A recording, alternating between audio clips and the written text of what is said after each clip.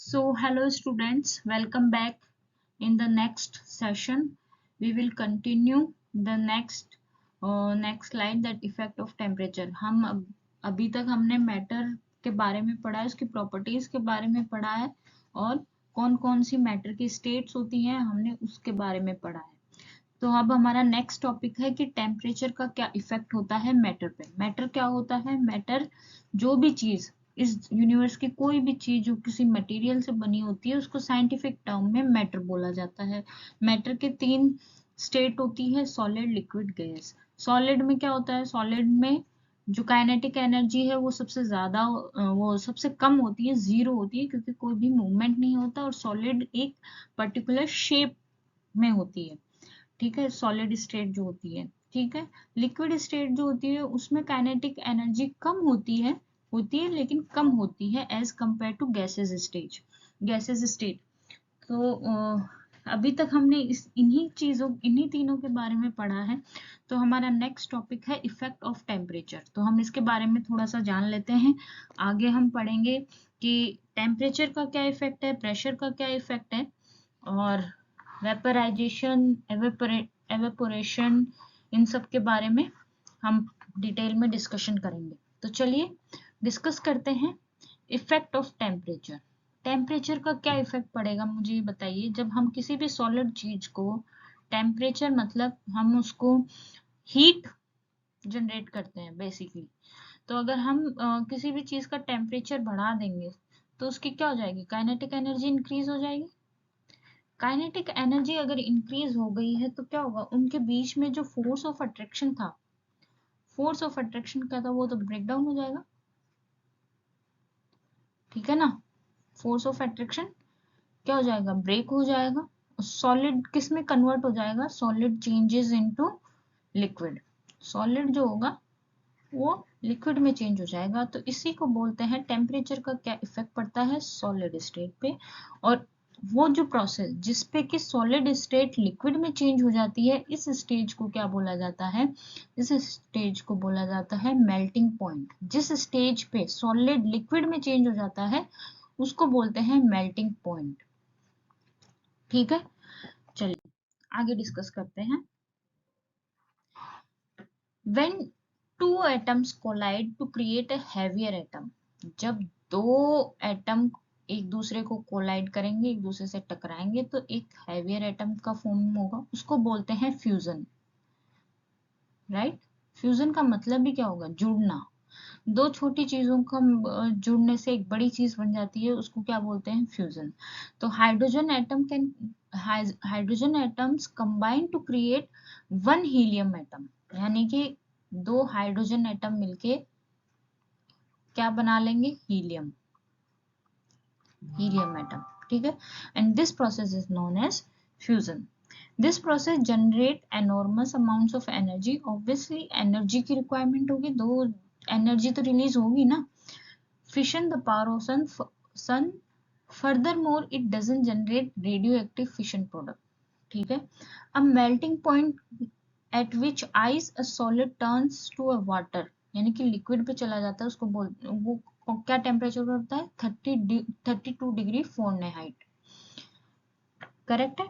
चलिए नेक्स्ट देखते हैं। अब बात करते हैं हम लेटेंट हीट की। लेटेंट हीट क्या होती है? The hidden heat which breaks the force of attraction between the molecules as known as latent heat, यानी कि वो छुपी हुई रहती है। लेटेंट का मतलब होता है छुपी हुई है हीट। जैसे कि हम जब रोटी बनाते हैं तो रोटी जब फूल जाती है तो एकदम से अगर वो रोटी थोड़ी सी अगर फट जाए, फूलने के बाद में जो फटती है, तो उसमें से वो लेटेंट हीट रिलीज होती है। ठीक है ना? तो वो उसे बोलते हैं लेटेंट हीट, यानी कि जब फोर्स ऑफ अट्रैक्शन क्या होगा? ब्रेक होगा दो मॉलिक्यूल्स के बीच में, तो जो एनर्जी निकलेगी उसको क्या बोलेंगे? Latent heat. Since the heat energy is hidden in the bulk of the matter, it is called latent heat. ठीक है, here is you can see the example of latent heat. अब बात करते हैं latent heat of fusion. The heat energy required to convert 1 kg of a solid into liquid. Solid changes into liquid at atmosphere pressure at its melting point is known as the latent heat of fusion. ठीक है, यानी कि solid जो कि 1 kg solid change हो जाता है liquid के अंदर एट द एटमॉस्फेरिक प्रेशर. ठीक है, atmospheric pressure at melting point. ठीक है, उसको बोलते हैं latent heat of fusion. The temperature at which a liquid starts boiling at atmospheric pressure is called as boiling point. यानी कि जब लिक्विड स्टार्ट हो जाता है बॉइल होना, जिस पॉइंट पे वो बॉइल होना स्टार्ट हो जाता है उसको हम क्या बोलेंगे? Boiling point. ठीक है, और जब सॉलिड क्या होता है, सॉलिड लिक्विड में कन्वर्ट होने लगता है, जिस पॉइंट पे कन्वर्ट होता है उसको बोलते हैं मेल्टिंग पॉइंट. क्लियर है? चलिए, boiling is a bulk phenomenon. Particles from the bulk of the liquid gain energy change into the gaseous state. For example, boiling point of water is 100 degree Celsius. Water का कितना होता है? 100 degree Celsius boiling point. ठीक है, और 100 degree Celsius को kelvin में अगर हम चेंज करें तो 273 प्लस जितने भी डिग्री हमारा ये है 100 डिग्री, तो वो चेंज हो जाएगा केल्विन में, यानी कि 373 केल्विन पे. ये क्या होता है? वाटर का बॉइलिंग पॉइंट अगर हम केल्विन में बात करें तो वो 373 केल्विन होता है, जबकि डिग्री सेल्सियस की बात करें तो 100 डिग्री सेल्सियस पे पानी क्या होता है? बॉइल होना स्टार्ट हो जाता है. अब बात करते हैं latent heat of vaporisation. Vaporisation जैसा कि आपको पता है क्या होता है? वेपराइजेशन मतलब उस पॉइंट पे जब लिक्विड क्या हो जाता है? गैसियस स्टेज में चला जाता है, गैस में कन्वर्ट हो जाता है. यानी कि 1 kg लिक्विड क्या हो जाता है? 1 kg liquid changes into gaseous stage eight atmospheric pressure and at its boiling point. वहां पे हमने बात की थी मेल्टिंग पॉइंट की. ठीक है, इसको बोलते हैं latent heat of vaporisation. This process in which a gas on cooling turns into liquid at a specific temperature is called condensation or liquefaction. यानी कि जब गैस चेंज हो जाता है लिक्विड के अंदर, जिस पॉइंट पे वो लिक्विड में चेंजेस हो जाता है उसको बोलते हैं condensation. I hope it's clear. ठीक है, formation of clouds is due to condensation. यानी कि जब गैस क्या हो जाती है लिक्विड में चेंज हो जाती है, यानी कि जो वाटर वेपर से क्या होता है?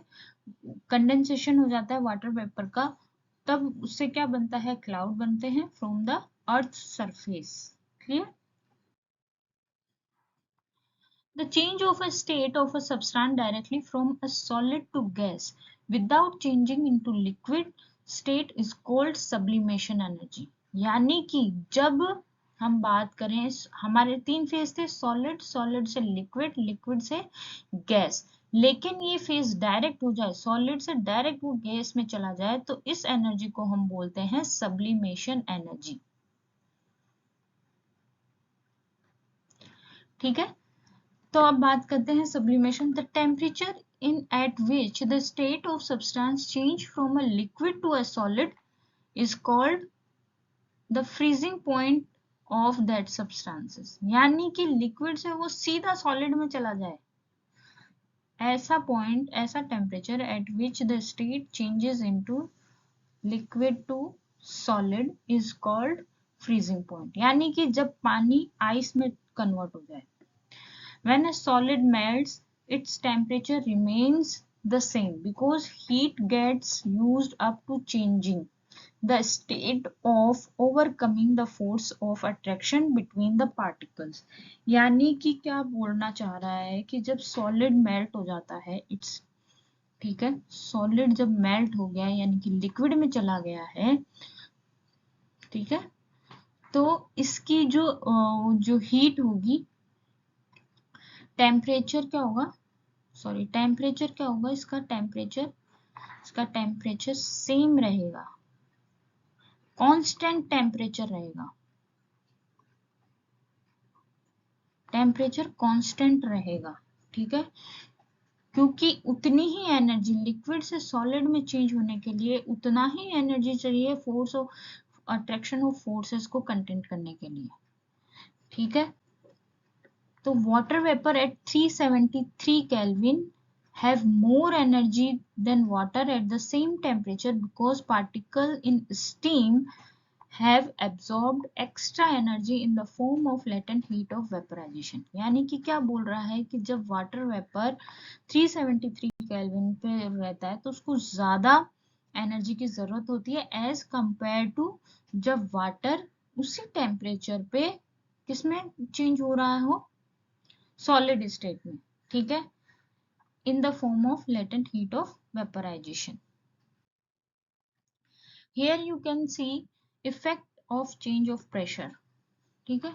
बात करते हैं कौन की, अब हमने अभी तक बात की थी कि टेम्परेचर का क्या क्या इफेक्ट पड़ा, उसके अंदर हमने पढ़ा melting point, boiling point, latent heat, sublimation heat, ठीक है, इन सब के बारे में पढ़ा, इवेपोरेशन एंड वेपराइजेशन। ये कुछ फैक्टर्स है जो कि टेम्परेचर इफेक्ट करता है।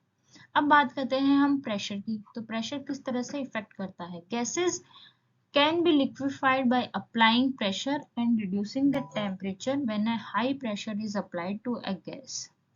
यानी कि जब हम किसी gases can be liquefied, gas क्या होती है, लिक्विड फॉर्म में जब आती है तो प्रेशर जनरेट होता है एंड टेम्परेचर क्या होता है, रिड्यूस होता है। ऑब्वियस सी बात है, टेम्परेचर अगर हम हीट कर देंगे तो वो तो वेपराइजेशन हो जाएगा, ठीक है, लेकिन टेम्परेचर को हमने कम कर दिया है और प्रेशर को हमने बढ़ा दिया है, प्रेशर को इंक्रीज कर दिया है, ठीक है, it gets compressed and if the temperature is lower then the gas is liquefied. इसीलिए गैसेस कंप्रेस्ड हो जाती हैं।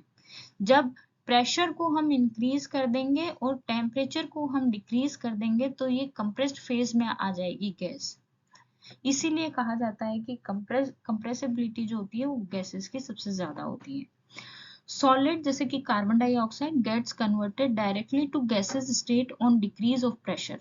यानी कि प्रेशर को हम डिक्रीज करेंगे तो जो CO2 गैस है वो डायरेक्टली कन्वर्ट हो जाती है, सॉलिड CO2 डायरेक्टली कन्वर्ट हो जाती है गैसेस CO2 में, ठीक है, to 1 atmosphere without coming into liquid state. यानी कि सॉलिड से सीधी वो गैसेस स्टेट में चली जाती है, गैसेस से सॉलिड से सीधा गैसेस स्टेट में चली जाती है 1 ATM पे, ठीक है। और इसी को क्या बोला जाता है, इसी को हम बोलते हैं ड्राई आइस, राइट, इसी को हम बोलते हैं ड्राई आइस। ये 3 स्टेट्स ऑफ गैसेस है जो कि हमने पहले पढ़ रखा है। चलिए नेक्स्ट मूव करते हैं, evaporation. The process of conversion of substances from the liquid state to gaseous state at any temperature below its boiling point is called evaporation or vaporization। क्या बोल रहा है कि जब कोई भी सब्सटेंसेस जब लिक्विड स्टेट से वो गैसेस स्टेट में जाता है, लिक्विड से गैस, यानी कि वो वेपराइज हो रहा है, जैसे कि पानी को हम जब गर्म करते हैं तो एक वेपर क्रिएट होती है, तो उसको क्या बोलते हैं, एवेपोरेशन,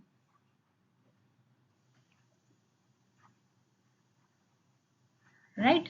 तो evaporation is a surface phenomenon. Factors affecting the rate of evaporation, इसकी बात करते हैं कि टेम्परेचर कैसे करता है। The rate of evaporation increase with an increase in temperature, ठीक है, यानी कि evaporation directly proportional to temperature. Surface area, the rate of evaporation increases with an increase in surface area। Obviously directly proportionate है evaporation, तो ये directly proportional है surface area के। Humidity, the rate of evaporation decreases with an increase in humidity, यानी कि disproportionate है humidity के, inversely proportional. Wind speed की बात करें, the rate of evaporation increase when increase of wind speed. Wind speed, यानी कि evaporation is directly proportional to wind speed. सिर्फ और सिर्फ ह्यूमिडिटी क्या कर रहा है, इनवर्सली प्रोपोर्शनल है, सिर्फ और सिर्फ, और बाकी सब क्या है, प्रोपोर्शनल में है। तो मैं इसको यूं लिख सकती हूँ, evaporation is proportional to temperature, proportional to surface area, proportional to wind speed and inversely proportional to humidity. Clear? This is the factors जो कि अफेक्ट करते हैं एवेपोरेशन को। चलिए अब बात करते हैं evaporation causes cooling. The particles of liquid absorb energy. जो लिक्विड के पार्टिकल्स होते हैं वो एनर्जी को अब्जॉर्ब करते हैं, कहाँ से, सराउंडिंग से, to regain the energy loss during evaporation. यानी कि कूलिंग कैसे होती है, जब लिक्विड स्टेज गैसेस स्टेज में चली गई और गैसेस को वापस से लिक्विड में चेंज करना है, ठीक है, तो क्या होते हैं, कुछ लिक्विड से वो गैस चलने में, गैसेस में कुछ एनर्जी का लॉस हुआ, ठीक है, सराउंड, और उसी एनर्जी को वापस से लेने, जो कि इवेपोरेशन के दौरान लॉस्ट हो गई थी, तो उसी के दौरान जब वो एब्जॉर्ब की जाती है लिक्विड स्टेट में, तो उस एनर्जी की सराउंड वो क्या होती है, वो आ जाती है कूलिंग स्टेज, उसको बोलते हैं cooling stage, right? So lately scientists are talking about 5 states of matter and 5 phases of matter. There are solids, liquid, gas, plasma and Bose-Einstein condensate. ठीक है, तो हम बात करते हैं सबसे पहले प्लाज्मा की। प्लाज्मा क्या है? The state of consist of super energetic and super excited particles. These particles are in the form of ionized gas. The fluorescent tubes and neon sign bulbs consist of plasma. Clear? Super energetic और super excited particles होते हैं जो कि ionised gas, form of ionised gas के form में होते हैं, जैसे कि फ्लोरोसेंट, यानी कि बल्ब के अंदर जो फ्लोरोसेंट ट्यूब सा होता है बल्ब में, ठीक है, उसको बोलते हैं प्लाज्मा। अब बात करते हैं बोस आइंस्टीन कंडेंसेट की। Indian physicist Satyendra Nath Bose made a study regarding the fifth state of matter based on his history. Albert Einstein predicted a fifth state of matter called Bose-Einstein condensate. यानी कि India के जो सत्येंद्र नाथ बोस और Albert Einstein के नाम पे इस form को बोला गया है बोस आइंस्टीन कंडेंसेट। और ये क्या होता है, ये जब कूलिंग स्टेज होती है by cooling a gas of extremely low density at super low temperature, यानी कि जब वो गैस से लिक्विड में आ रहा है, ठीक है, जिस पॉइंट पे वो कूलिंग होती है, ऑब्वियस सी बात है जब टेम्परेचर बिल्कुल लो होगा, टेम्परेचर बिल्कुल लो होगा, ठीक है, तो उस स्टेज पे उसको उस स्टेट को क्या बोलेंगे, बोस आइंस्टीन कंडेंसेट। क्लियर? कुछ इंपॉर्टेंट मेजरमेंट है, जैसे कि SI unit of mass is kg, the SI unit of volume in cubic metre, the common unit of measuring volume is litre, जैसे कि 1 लीटर में 1 decimetre cube, 1 litre is equal to 1000 ml, 1 ml is equal to 1 centimetre cube. Kelvin is the SI unit of temperature, 0 degree Celsius पे 273.16 kelvin होता है। For convenience we take 0 degree as 273 kelvin, यानी कि अगर ice का हमने देखा ये 100 डिग्री सेल्सियस पे वो मेल्ट होता है बॉइलिंग पॉइंट, तो इसका केल्विन में क्या आ जाएगा, 373 केल्विन। अगर ऐसे ही हम किसी और चीज का हम ले, अगर किसी कोई सॉलिड स्टेट है, उसको हम उसका बॉइलिंग पॉइंट 173 डिग्री सेल्सियस है, तो केल्विन में कितना हो जाएगा, 173, इट्स 173 प्लस 273, तो कितना हो जाएगा, 446 केल्विन। ठीक है, तो इस तरह से कैलकुलेट किया जाता है। So I hope you understand this chapter. तो अभी हम डिस्कस करते हैं इसके बाद कुछ और पॉइंट्स, जैसे कि after rounding off the decimal to change the temperature on the Kelvin is, ये हमने कर लिया 273 Kelvin. Atmospheric unit measuring pressure exerted by a gas, pressure की यूनिट होती है पास्कल, 1 एटमॉस्फेयर पे ये होता है 1325 पास्कल। ठीक है। The pressure of air in atmospheric is called atmospheric pressure. Atmospheric pressure of sea level is 1 atmosphere and is taken as the normal atmospheric